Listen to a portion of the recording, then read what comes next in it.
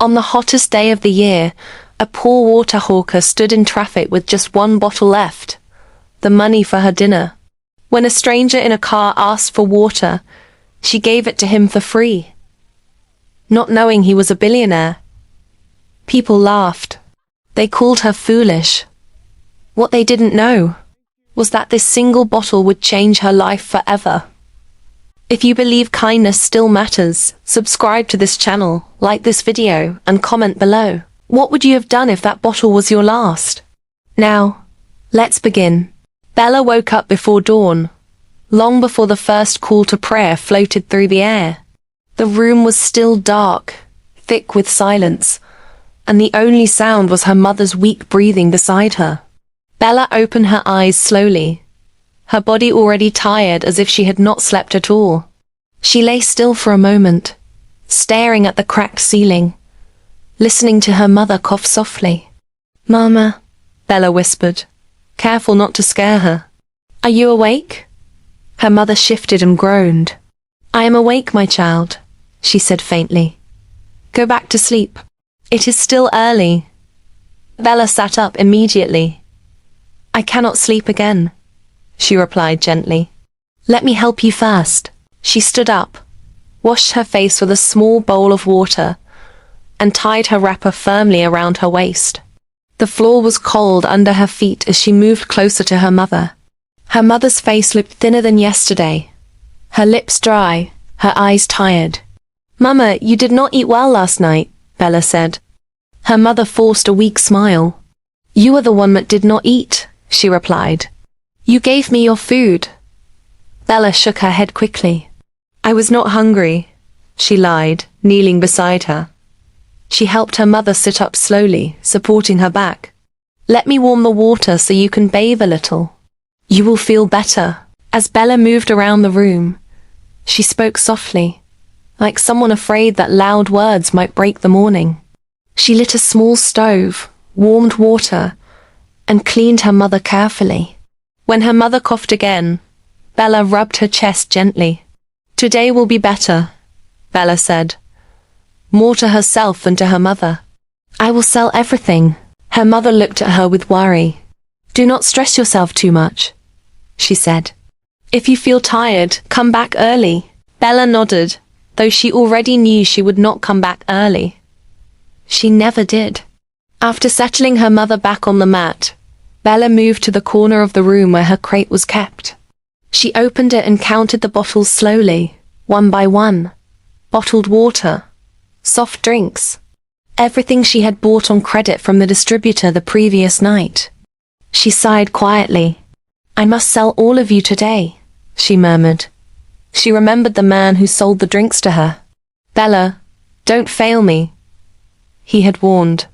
"Bring my money by evening." "I will," she had promised, even though she was not sure how.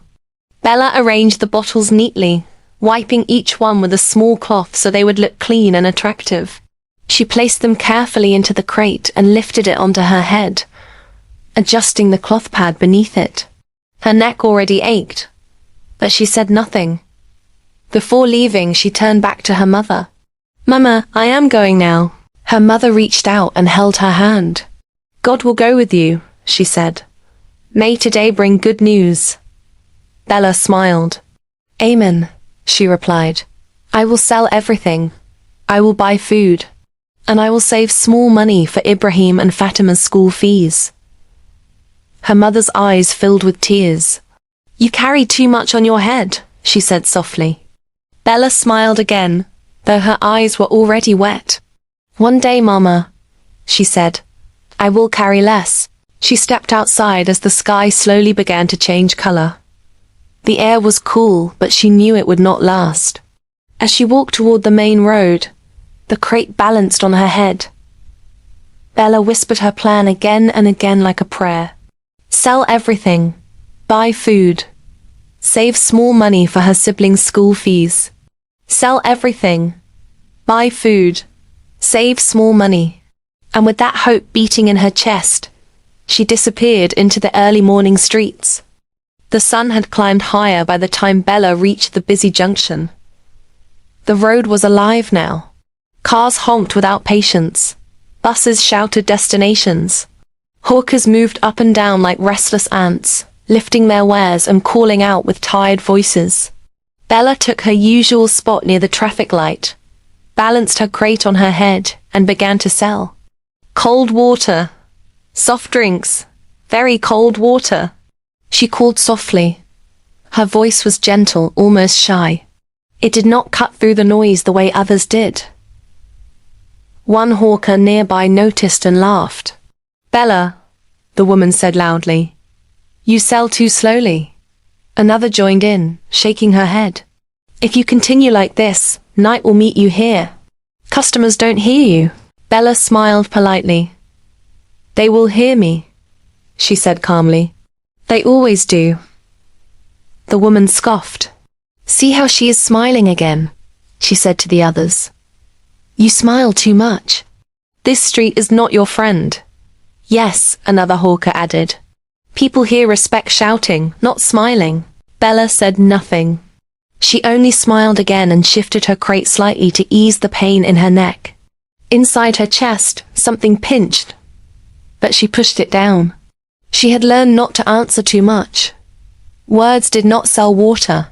Peace helped her survive the day. A man walking hurriedly suddenly stopped in front of her.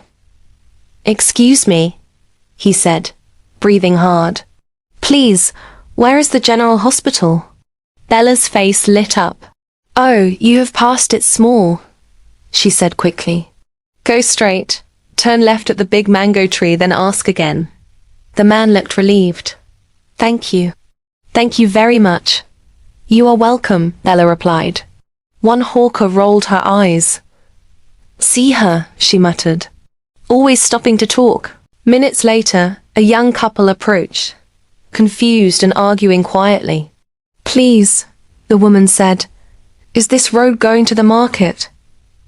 Yes, Bella answered immediately.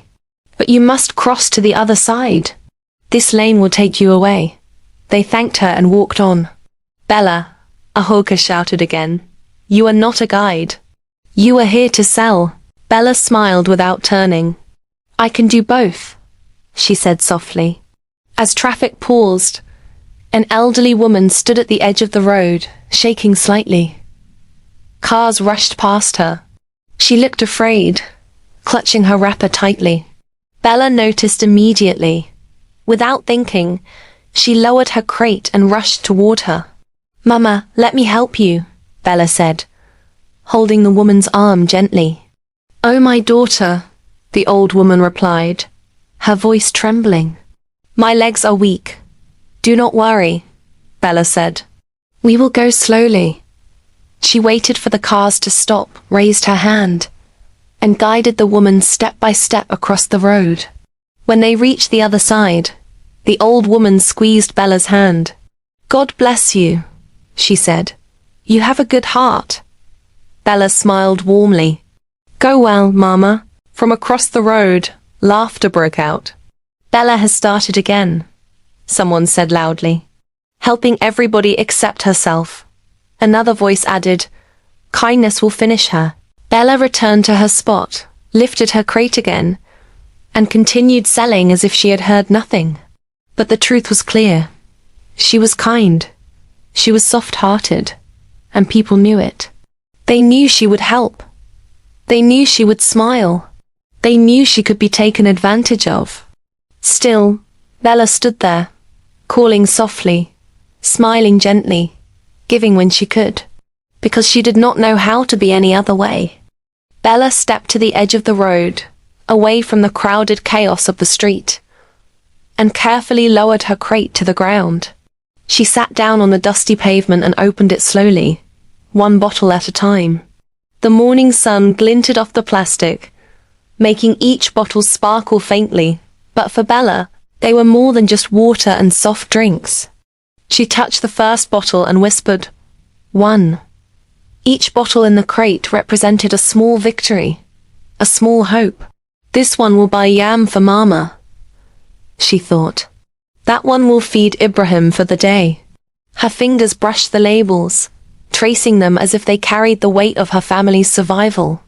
2. she murmured, lifting the next bottle carefully. Each one counted. Each one mattered. She imagined the food it would bring, the rice, the beans, the small oil for their stew. The bottles were not just merchandise, they were lifelines. By the time she reached the last bottle, her hand trembled slightly. She held it tightly, feeling the cool condensation through the plastic. This one, she thought, this one is for dinner. She swallowed hard, thinking of her empty stomach, the longing eyes of her younger siblings, the tired mother waiting at home. The last bottle was more than water. It was the difference between hunger and hope for the evening. She looked at it carefully, weighing her options silently.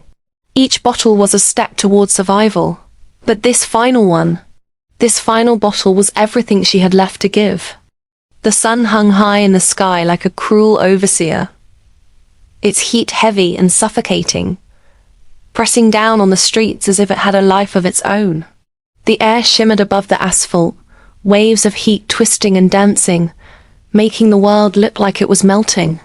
Each breath felt thick, each movement sluggish, as though the sun was daring anyone to survive the day. People staggered along the roads, wiping sweat from their foreheads. Some collapsed to the ground, fainting from the relentless heat. Their bodies gave in while their minds still clung to consciousness. A woman in a bright wrapper swayed, her basket tipping over, sending tomatoes rolling across the pavement. She groaned and struggled to rise, but the sun's weight seemed to push her down again. Tempers flared as quickly as the sun's rays. Drivers shouted at one another, fists hitting dashboards. Bus conductors barked orders at passengers who moved too slowly. Hawkers yelled louder, voices cracking, trying to cut through the heat and noise, their patience worn thin. Traffic crawled, then stopped entirely, locked in a stubborn knot of cars, buses, motorcycles, and people. Horns blared endlessly, mingling with shouting, groans, and the occasional cry from someone overcome by the sun. The heat didn't just touch the city, it ruled it, making everyone bend to its will, testing endurance, patience, and even kindness. Bella lifted her crate, feeling the heat on her neck, her back, her arms. She wiped sweat from her brow and kept moving forward. The sun was heavy, almost alive, but she would not stop. Today, she had bottles to sell, food to buy, and hope to carry through the burning streets. Suddenly, the distant hum of engines grew louder, sharper, more commanding. A line of sleek black SUVs appeared, moving faster than the crawling traffic, their tinted windows glinting in the harsh sunlight. Then, without warning, the lead SUV slammed on its brakes, tires screeching, and the others skidded to a sudden halt behind it. The convoy stopped so abruptly that some motorcycles wobbled, honking in panic. For a moment, the street froze. Dust rose from the asphalt, swirling in the air like smoke. People blinked, unsure what had just happened.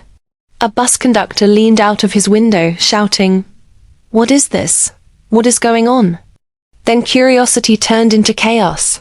Whispers spread instantly. "Politician! Politician!" someone shouted. Another voice cut in, louder this time. "No, it's a celebrity." Hawkers abandoned their stalls for a moment, pushing past each other to get a glimpse. Pedestrians hurried closer, phones raised, ready to film. Children ran ahead, pointing excitedly at the SUVs. Even the faint hum of the city seemed to pause, replaced by murmurs, gasps, and the shuffle of a crowd pressing toward the black vehicles. Bella's heart beat faster. She stayed back, adjusting her crate on her head, watching silently as the crowd surged. Everyone seemed drawn to the glossy cars, their tinted windows hiding whatever or whoever sat inside. Confusion, excitement, and curiosity rippled through the street like electricity. And in that moment, Bella didn't know that her day and her life was about to change forever. Inside the first black SUV, Sam sat slumped in the leather seat, looking nothing like the powerful man people assumed he was. His face was pale, almost grey under the harsh sunlight streaming through the tinted windows.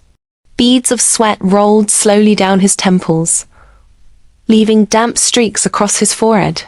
His shirt clung uncomfortably to his back, and even the air conditioning seemed unable to cool the heat that clung to his body.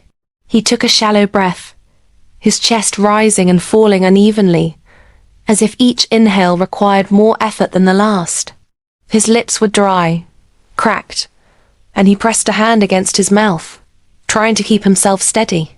His aides hovered around him nervously, glancing at one another and whispering urgently, "Sir, you need water." "Sir, we should stop," one said, his voice trembling. Another reached for a bottle, but Sam waved them off weakly, his hand shaking. "No, it's fine," he said, his voice hoarse and barely audible. I can manage." The aides exchanged worried glances, fear etched into their faces. They had never seen him like this, not in meetings, not on stage, not even in the press. But Sam did not want to alarm them. He leaned back against the seat, closing his eyes briefly, trying to steady his racing heartbeat, and lifted a hand lazily to signal that they should stay calm. Even in that moment of vulnerability, he carried himself with the faintest trace of authority, barely enough to remind everyone that he was still the billionaire in charge, but it was clear. Sam was tired, weak, and desperately in need of water. The man took the bottle from Bella's hands with a slow, deliberate motion, his fingers brushing hers briefly. He lifted it to his lips, and each sip seemed measured, almost ceremonial, as if he was savoring more than just water. Bella watched, her chest tight, every heartbeat echoing in her ears. He drank slowly, deliberately, giving no sign of urgency or impatience. His eyes then lifted, locking on hers. He looked at her deeply, as if trying to see past her tattered clothes, past the hot, dusty street, past the laughter of the crowd. In that gaze, there was a quiet recognition, something unspoken that made her shoulders stiffen and her hands tremble. He said nothing, not a word. No acknowledgement of her courage. No comment on her kindness. Just silence. The air between them was thick with unspoken meaning, the kind that could crush a person or lift them higher than they had ever dreamed. Bella waited, uncertain, her face flushed from the heat and the crowd's laughter, her heart pounding in her chest. She expected a smile, a thank you something, but he simply lowered the bottle, wiped his lips lightly with the back of his hand, and turned slightly toward the driver. The convoy began to move again, black SUVs gliding forward slowly through the stopped traffic. Bella stepped back instinctively, still holding the emptiness of the bottle in her hands. No thank you. No promise. Just silence.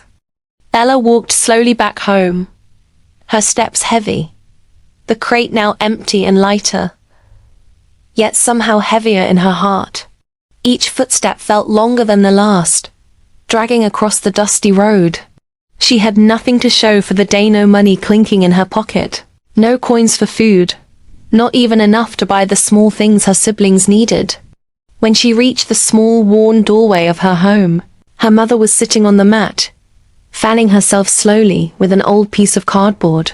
Her face lifted when she saw Bella, and for a brief moment, hope flickered. Then she noticed the empty crate. "Bella," her mother said softly, a gentle disappointment in her voice. "You came back, and you have nothing." Bella lowered her eyes, swallowing hard. I gave it away, Mama." Her mother sighed, not in anger, but with quiet sorrow. "I understand, my child," she said, her voice tender. "You always care for others before yourself." Bella nodded, but it did not lessen the hollow ache in her stomach. The small scraps they had saved for dinner were gone, and she knew the night would be long and hungry. She helped her mother settle into a chair, then sat down on the floor, hugging her knees close to her chest. The tears came slowly, silently, running down her cheeks without a sound. She did not sob aloud, she did not call for help. She cried quietly into the darkness of the small room, the shame of the day, the exhaustion in her body, and the gnawing hunger mixing into a bitter ache. Her mother watched her, understanding, her hand resting on Bella's back in silent comfort. The night pressed around them, heavy and still, but Bella's tears carried something she could not yet name, perhaps regret, perhaps longing, perhaps the quiet seed of hope that one act of kindness, even when it cost her everything, might someday bloom into something greater. Bella had just set her crate down to catch her breath when a low rumble began in the distance. At first, it was faint, almost like thunder, but quickly it grew louder, sharper, until the ground seemed to tremble beneath her feet. She looked up and froze. A convoy of black SUVs was pouring into the street, one after another, like a river of shining metal cutting through the dusty road. Soldiers jumped out of some vehicles, boots hitting the asphalt with heavy thuds. Police officers appeared at the edges of the street, faces stern, eyes scanning the crowd. Men in sharp suits and sunglasses moved with precision, their eyes hidden but their presence commanding. The street, usually alive with chatter and hawking, fell into chaos. Neighbors ran to their doorways, some clutching their children, others peeking cautiously from windows and balconies. The hum of gossip and fear spread faster than the vehicles themselves. She stole something. Someone shouted from across the road. Another voice rang out. She offended a big man. That's why they are here. Whispers multiplied, passing from person to person. Maybe she took someone's money. Maybe she angered an important man. What do you think? Bella's heart raced. She backed away slightly, hands trembling, her crate heavy on her head as the street seemed to tighten around her. The crowd pressed closer, not to watch her, but to see what would happen next. The rumors swirled like a storm, heavier and louder than the dust in the air.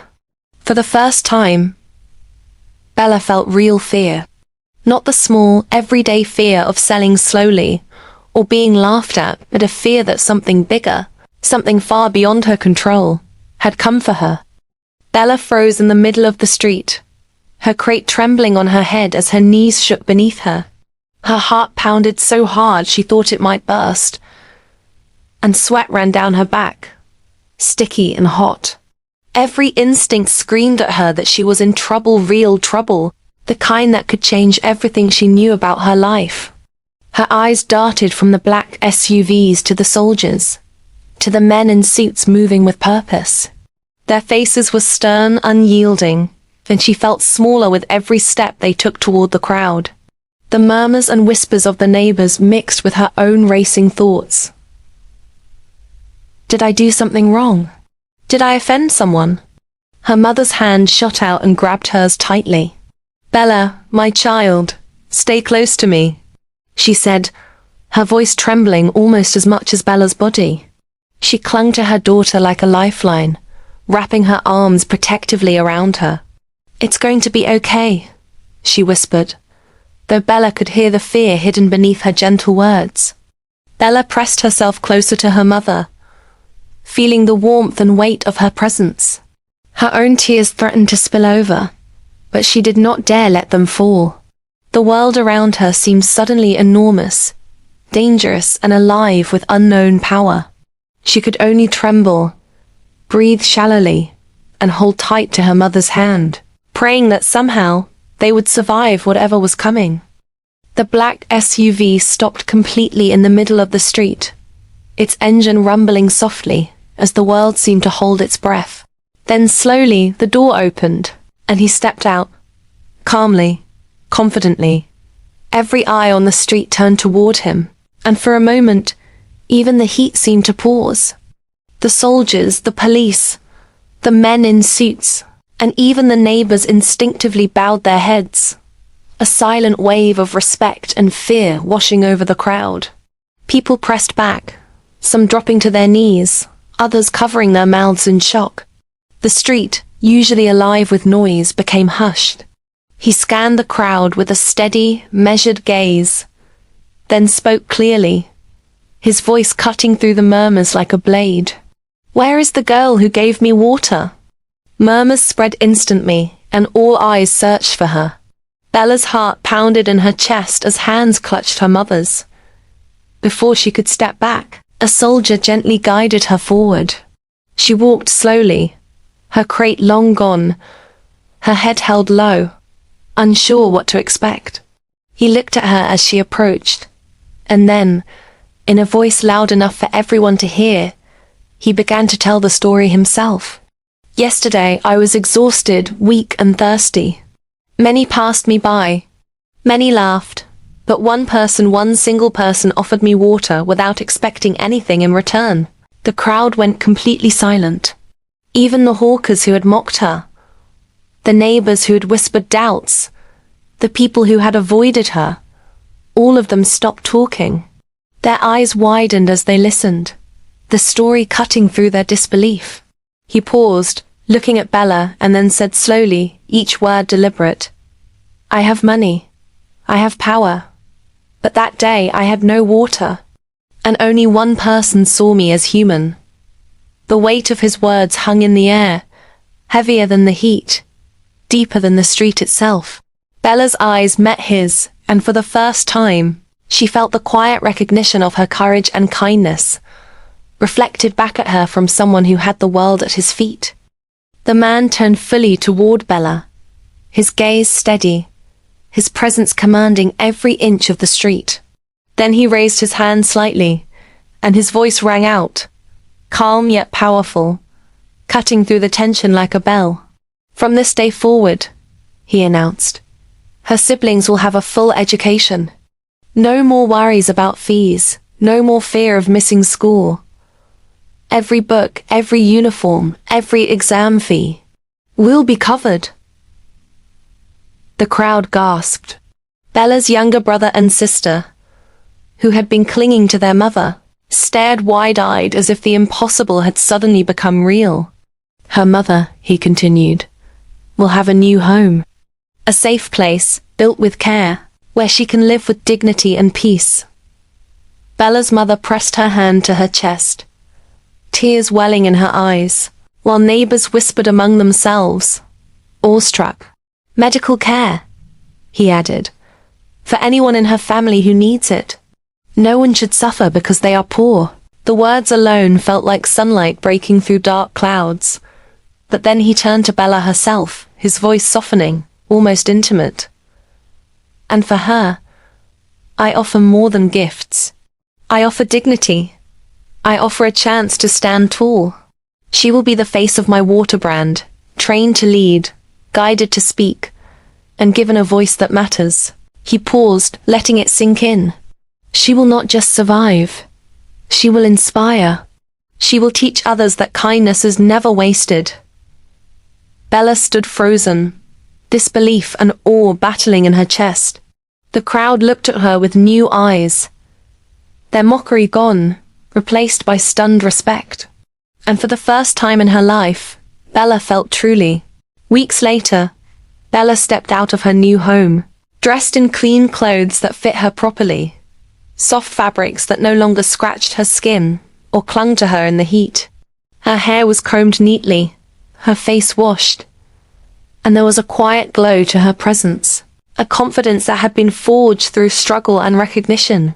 He carried herself differently now, shoulders back, head high, a calm strength in her movements. As she walked, she spoke clearly and confidently to the people around her.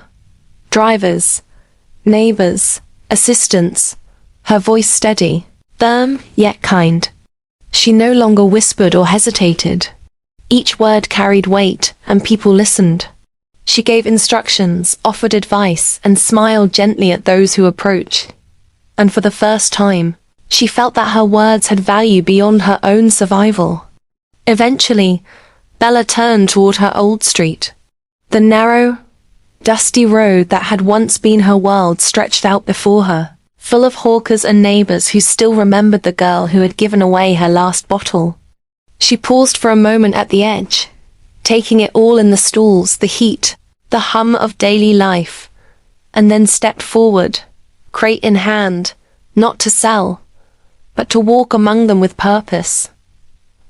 Her steps were calm but deliberate. She greeted familiar faces, nodded to those who had once mocked her, and smiled at the hawkers who now watched her in quiet awe. The street was the same, but she was different. She carried herself with a dignity and confidence that could not be ignored, a living proof that kindness, even when unnoticed, could change everything. Bella stopped in the middle of the street, the sun casting long shadows across the dusty road. The hawkers, who had once laughed at her, stared at her now with a mixture of awe and disbelief. Her crate was full again, but this time it was different: organized, clean, and shining under the sunlight. She knelt slightly and began handing out bottles of water to each hawker, one by one, her hands steady and deliberate. "Here," she said gently to a young boy struggling with his own small crate. "Take this." She handed a bottle to a tired woman whose arms shook from carrying too much. "This is for you," she said, offering it with a warm smile. Some of the hawkers looked hesitant, unsure how to respond. Others whispered to one another, but Bella only smiled and continued, moving down the street. Her voice was calm but carried clearly over the murmurs. "Don't be afraid to be kind," she said, pausing to meet the eyes of those around her. "Even when it costs you."